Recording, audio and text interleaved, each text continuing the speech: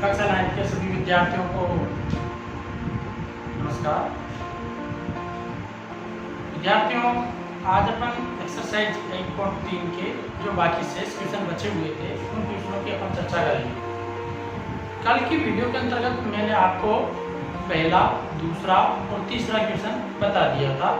आज हम question number 4, 5, 6, 7, 8 और 9 इनकी चर्चा करने वाले हैं। जो एक्सरसाइज 1.3 ही रहेगी, संख्या पद्धति।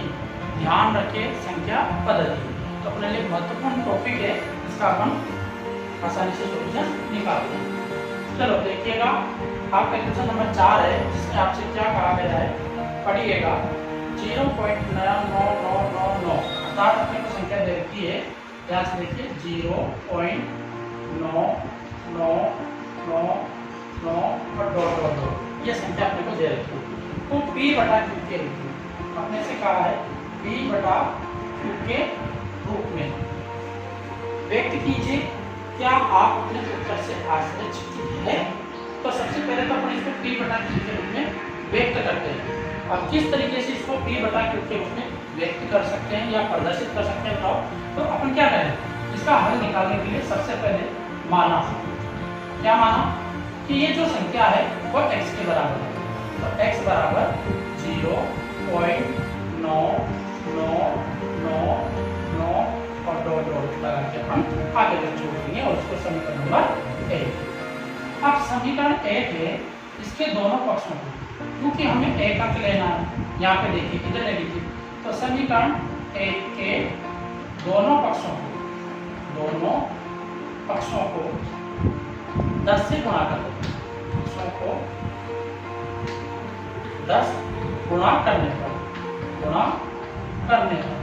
अब दोनों पक्षों को 10 गुणा करेंगे तो आपके पास में क्या निकल कर आएगा बेटा, देखिएगा 10x, 10 से गुणा करेंगे ना x को, तो 10x बराबर, अब ये देखो यहाँ पे 10 है, तो यहाँ 10 से गुणा करेंगे तो 10 एक संख्या आगे किससे जाएगा, तो 9 पॉइंट बाकी की संख्या आप एक संख्या से लिख सकते हो, क्योंकि यही क्रम रहेगा और अनंत तक चले जाएंगे। समीकरण नंबर 2। अब आपने को क्या करना है, तो समीकरण 1 और समीकरण 2 को हल करना है। तो अपन क्या करें, समीकरण 2 में से समीकरण 1 को घटा दें। क्या कर दें, समीकरण 1 को घटाने पर अब जैसे आप घटाओगे तो देखिएगा 10x में से 1x जाएगा, कितना बचेगा, 9x बराबर। अब देखो ये इधर का तो 9 में से 0 गया तो कितना बचा, 9 ही बचेगा ना, और बाकी का इधर का तो सारा कट जाएगा। अब कटने के बाद में इधर क्या बचा, अपने पास कुछ भी नहीं बचा, तो समीकरण बन गए अपने पास में 9x बराबर 9। तो x बराबर 9/9 और 9 में 9 का भाग देंगे तो कितना है इसका, 1। हमारा आंसर आया 1। अब आपके दिमाग में ये बात आई होगी कि हमने 0.9999 को एक परिमेय संख्या के रूप में बदलने का प्रयास किया था, तो उनका आंसर हमारे पास में क्या प्राप्त हुआ, 1, जो बिल्कुल ही आश्चर्यचकित है।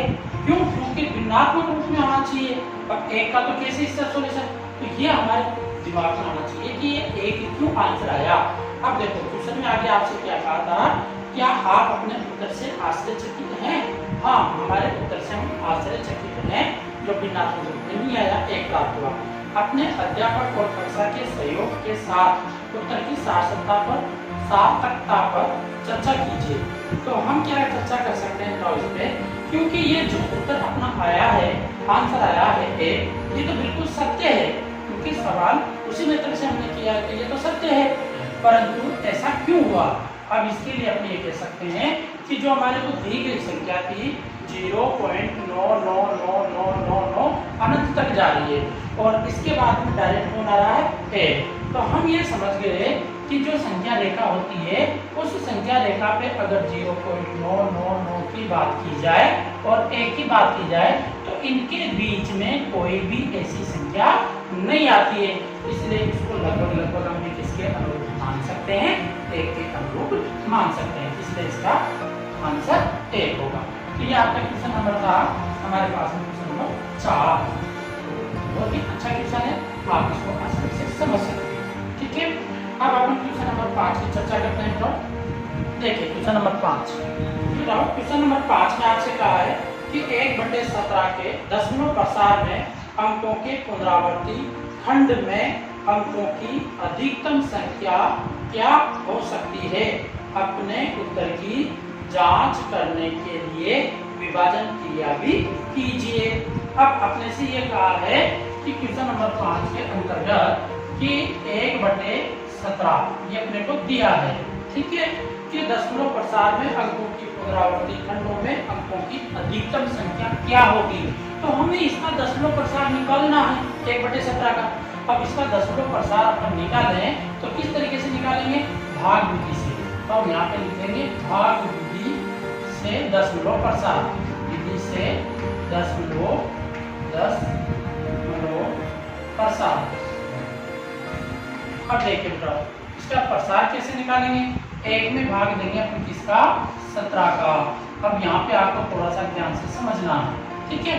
अब 17 का भाग 1 में तो जाएगा नहीं जा रहा ना, तो हम क्या करते हैं पहले से लगा दें दशमलव और ये दशमलव की बढ़ा देंगे 0, ठीक है। अब 17 का भाग 10 में भी नहीं जा रहा, समस्या हो गई है। तो 17 का भाग 10 में नहीं जा रहा है तो आप 0 बार भाग दो। कितने बार भाग दो, 0 बार। तो 0 बार भाग देंगे तो हमारे पास में यहाँ 0 के 0 आ जाएंगे और यहाँ कितने हो जाएंगे 10 से वापस 10 बच जाएंगे, घटेंगे। तो अब दशमलव लग ही रहा है तो हम क्या कर देंगे, बढ़ा देंगे 0।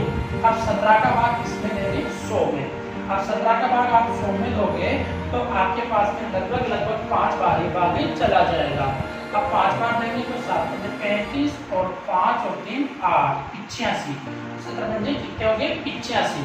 अब यहाँ पे हम घटाएंगे तो वापस कितना शेष बच जाएगा, 5 और इधर से बच गया अपने पास में 1 15। अब फिर हम 15 में भाग देंगे, 17 का तो नहीं जाएगा तो दशमलव लग ही रहा है, बढ़ा दी 0। और अब आपका भाग चला जाएगा लगभग 8 बार। 8 से इसको गुणा करोगे 8 7 के 56 और 8 और 5 13 136 बार भाग चला जाएगा। तो अब इसको घटाएंगे तो कितना बच गया, 4 और इधर बच गया अपने पास में 1 14 बच गए। अब 14 बच गए, फिर दशमलव लग रहा है, बढ़ा दी 0। आगे भाग देता है यहाँ अपने को 17 का भाग फिर 8 बार दे दें तो यहाँ पे कितना हो गया 136। फिर बच गया आपके पास में 4। अब 4 में भाग नहीं जा रहा है तो दशमलव लग ही रहा है, बढ़ा दी 0।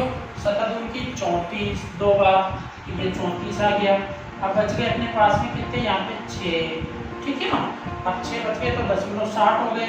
देखते जाओ देखिए कितना लंबा जाएगा, 17 का भाग चला जाएगा 7 पंजे 70 चौक 4 बार भी नहीं जाएगा, 3 बार चला जाएगा। तो 3 बार भाग देंगे तो 7 के 21 और 5 51 70 51 कितने बच गए अपने पास में, 9 बच गए।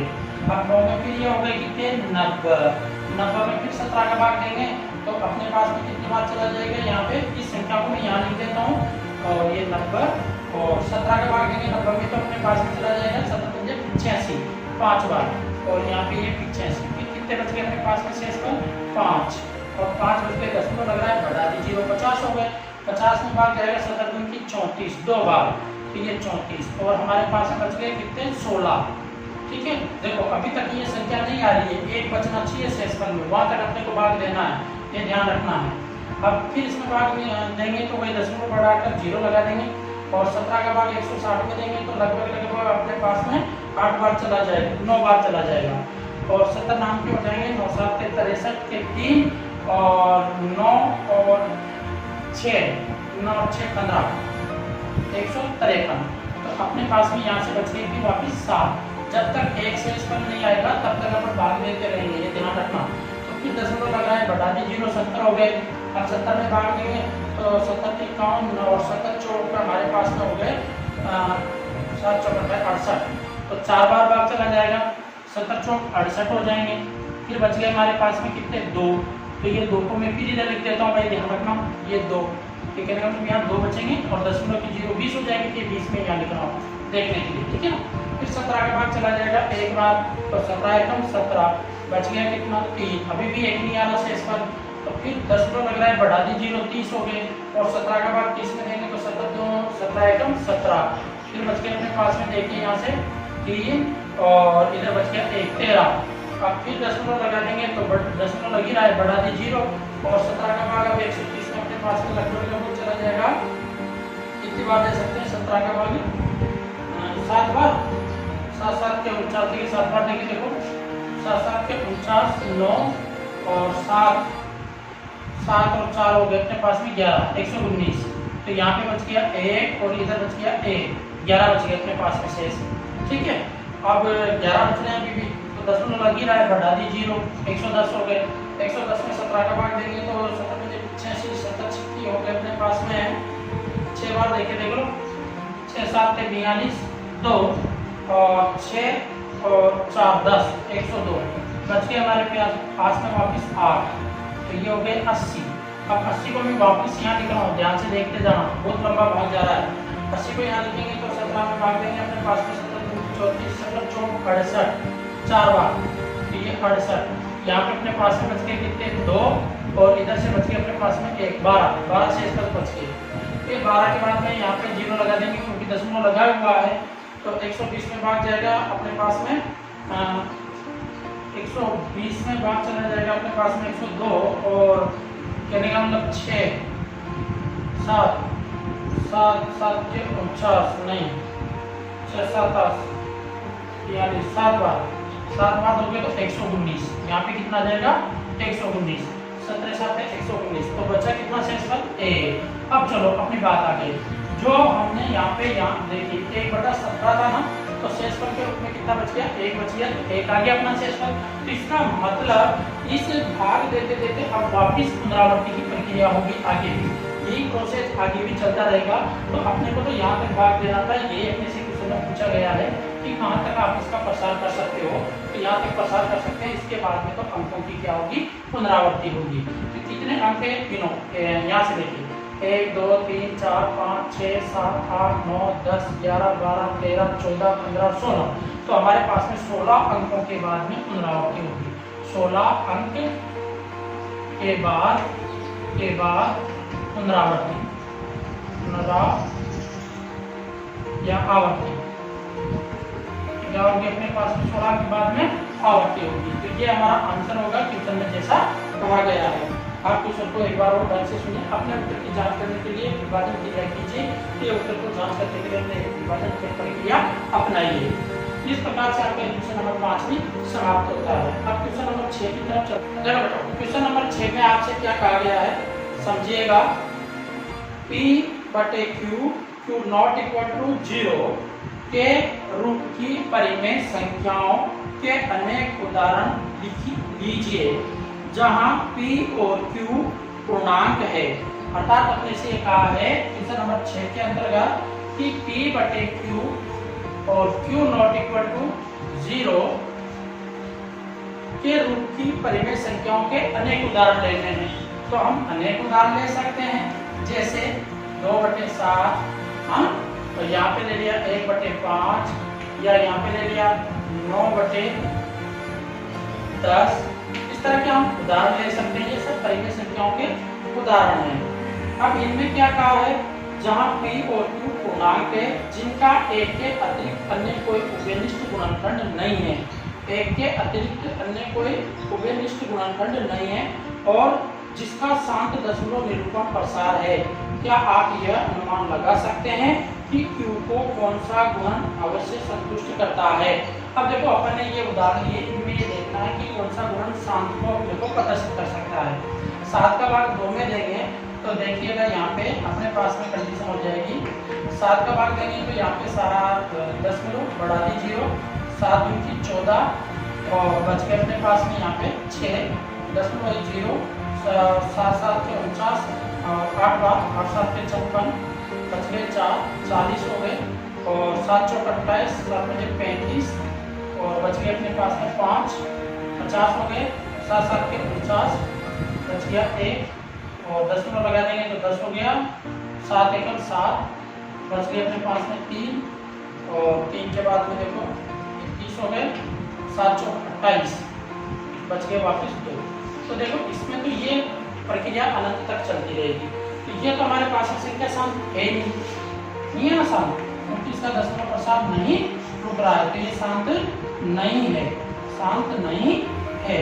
जबकि देखो इसमें देखोगे तो अपने पास में एक में भाग देंगे 5 का, तो 10 को 2.5 5 दूनी 10, ये तो रुक गई, खत्म है। इसका मतलब ये क्या है अपने पास में शांत है। और इधर भी देखते हैं 9/10, तो 9/10 में एक संख्या बाद में पॉइंट लगाएंगे, तो 9 में 10 का भाग दे दो ना आप, तो ये 10 को 90 हो गए, 9 बार चला गया, जाएगा कि नहीं जाएगा 9 बार, यहाँ भी कुछ भी नहीं, तो ये भी संख्या क्या हो गया अपने पास में शांत। तो अपने को एक बात समझ में आए, देखो बताओ यहाँ से अगर ध्यान से देखोगे कि यदि P/Q में Q का गुणनखंड, किसका गुणनखंड, ध्यान से सुनना, Q का गुणन 2n व 2n इंटू 5m के रूप में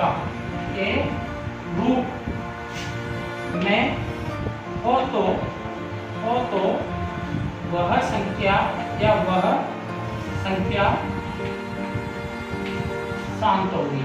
वह संख्या क्या होगी, वह परिमेय संख्या शांत होगी। ये हमारा उत्तर होगा। ध्यान से सुनिएगा कि यदि Q का गुणन 2 की पावर n इंटू 5 की पावर m के रूप में हो तो हमेशा वह संख्या क्या होती है बताओ, शांत होती है। ध्यान रखिएगा, 2 का गुणन 2 की पावर n इंटू 5 की पावर m के रूप में हो तो वह संख्या हमेशा क्या होती है, शांत होती है। तो ये बात आपको क्लियर है, समझ में आई होगी।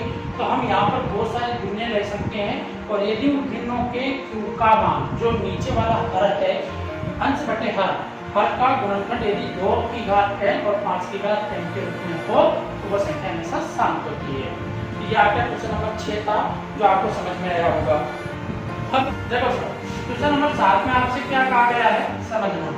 क्वेश्चन नंबर 7 में आपसे कहा है ऐसी 3 संख्याएं लिखिए जिनके दशमलव पश्चात अनवसानी अनावर्ती हो। अर्थात अपने से ऐसा कहा है कि अनवसानी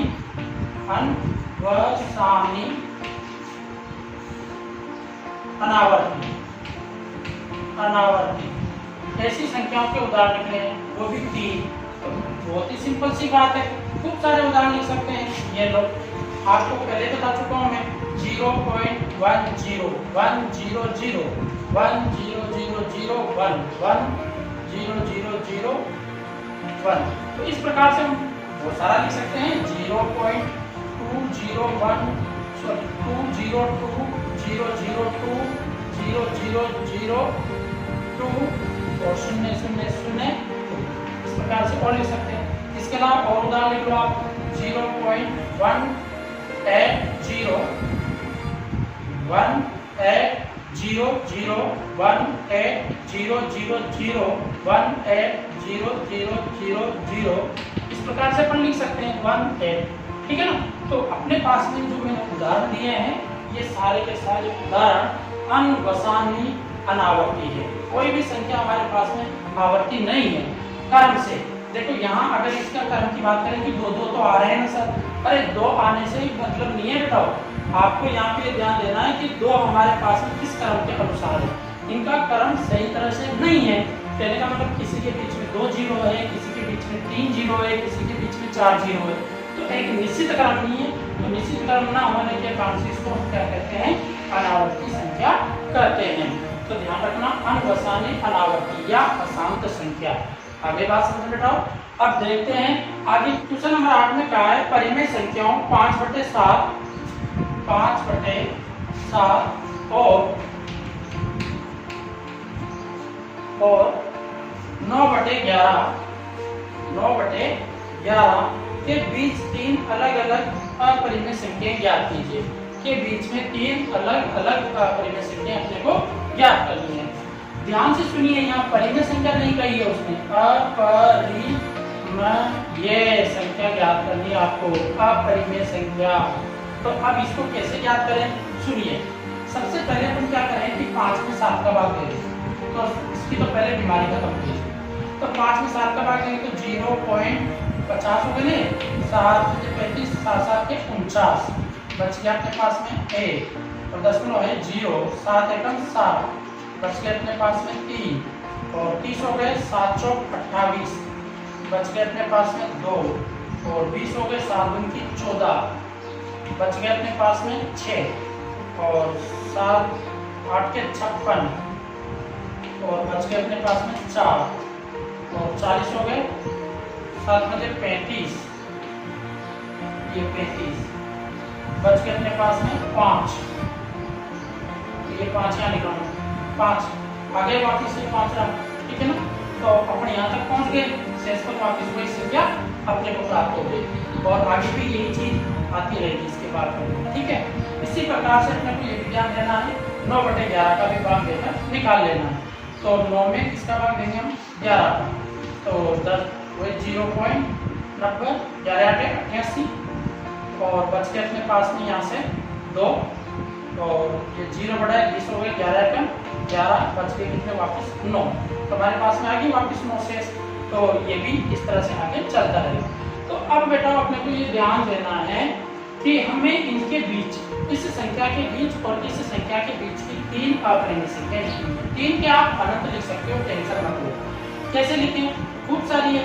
अब देखो यहाँ 7 है, यहाँ 8 है, तो 7 और 8 के बीच की संख्या लिखनी है। कुल मिलाकर ये है, यहाँ 1 है और यहाँ भी 1 है, इसका मतलब अपने को इन्हीं के बीच की संख्या को सेट करना है। सिंपल सी बात है ना। तो अपन क्या करते हैं, एक के बाद की संख्या जो भी है उसको सेट करते जाएंगे। तो यहाँ अनेक उदाहरण दे सकते हैं, कैसे कि 0.71 यहाँ पे ले लो आप, ये 2 ले लो 1 की जगह, 2 0 7 2 0 0 7 2 0 0 0 और 7 2, फिर आगे 0 0 लगा दोगे, तो ये भी हमारे पास में अपरिमेय संख्या ही है। ऐसे आप और ले सकते हो, क्या कौन सी, कि जैसे 0.753 0 753 0 0 753 0 0, आगे भी ले सकते हो, खूब सारी ले सकते हो। यहाँ पे अपने मन से लो आप, मैंने बताई जो संख्या लिखने की कोई जरूरत नहीं है। आपकी पाठ्य पुस्तक में भी और आंसर दे रखा होगा, तो उससे भी घबराना नहीं है। हम बहुत सारी संख्याएं लिख सकते हैं यहाँ पे अपने मन से। तो ये थोड़ा सा ध्यान देना है बेटा आपको और सही तरीके से लिखना है। यहाँ पे अपन लिख देंगे 0 1 ये 0 0 0 0 0, इस तरह से खूब सारी लिख लो। आपके पास में खूब सारी है, 8 वाले भी लिख सकते हो, 7 9 वाले भी लिख सकते हो, 7 6 वाले लिख सकते हो। तो खूब संख्याएं आप अपरिमेय संख्याओं में लिख सकते हो। ये सभी के सभी उदाहरण अपरिमेय संख्याओं के है जो आपके क्वेश्चन में कहा गया था। अब इसके बाद में आपका लास्ट क्वेश्चन है इस एक्सरसाइज का, उसको भी अपन देख लेते हैं। वीडियो ज़्यादा लंबा ना हो इसलिए मैं उसको थोड़ा सा फास्ट ही बताऊंगा आपको, और सारा प्रोसेस मैंने आपको दोनों वीडियो के अंतर्गत समझाने का प्रयास किया है। जिन विद्यार्थियों ने इससे पहले वाली वीडियो को सही तरीके से नहीं देखा है, पहले आप उसको सही तरीके से देखिएगा, तब जाके आपको ये सवाल समझ में आएंगे, अन्यथा नहीं आएंगे। देखिए क्वेश्चन नंबर 9 है, इसमें आपसे क्या कहा है, बताइए कि निम्नलिखित संख्याओं में कौन कौन संख्याएं परिमेय और कौन कौन संख्याएं अपरिमेय हैं। अब अपने को यहाँ पे क्वेश्चन के अंतर्गत दे रखा है पहली संख्या √के 23, √के 23, ठीक है। दूसरा सवाल दे रखा है वो भी आप देखिए √के 225, 225, और इसके बाद में तीसरा सवाल दे रखा है इसका, जो कि देखिए 0.3796, और इसके बाद में दे रखा है चौथा सवाल, इसमें दिया है आपको 7.478, और इसके बाद में लास्ट पांचवा सवाल दे रखा है इसका, वो दे रखा है आपको 1.10010001 और फिर 00001 और इस प्रकार से आपको ये सवाल दे रखे हैं। और अपने से क्वेश्चन में ये कहा है कि बताइए कि निम्न में से कौन सी परिमेय संख्या है और कौन सी अपरिमेय संख्या है, या शांत है या अशांत है, ठीक है। तो अब यहाँ पे अपन देखते हैं इनमें से परिमेय और अपरिमेय संख्या। तो देखो पहली संख्या है, हमने परिभाषा पढ़ी थी, यदि किसी भी संख्या यदि अंडररूट में दी हो और उसका वर्गमूल पूर्णांक के रूप में प्राप्त हो तो वह संख्या परिमेय होती है। अब आप ही बताइए इस 23 का क्या वर्गमूल प्राप्त होता है आपको पूर्णांक के रूप में, संख्या के रूप में।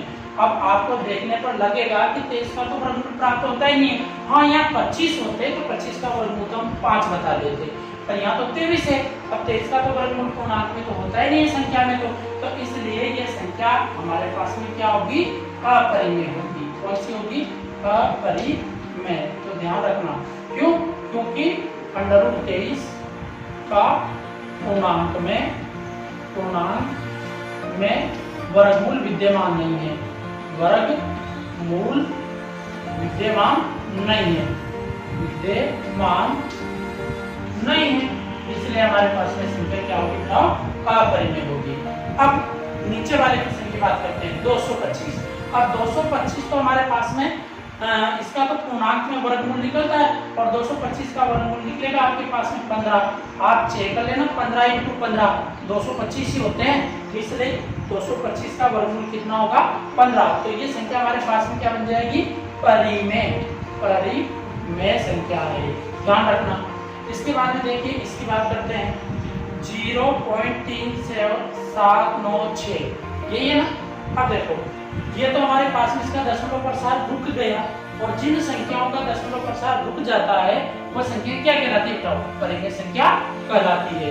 अर्थात हम ये भी कह देंगे, ये भी कौन सी संख्या होगी हमारे पास में, परिमेय संख्या होगी।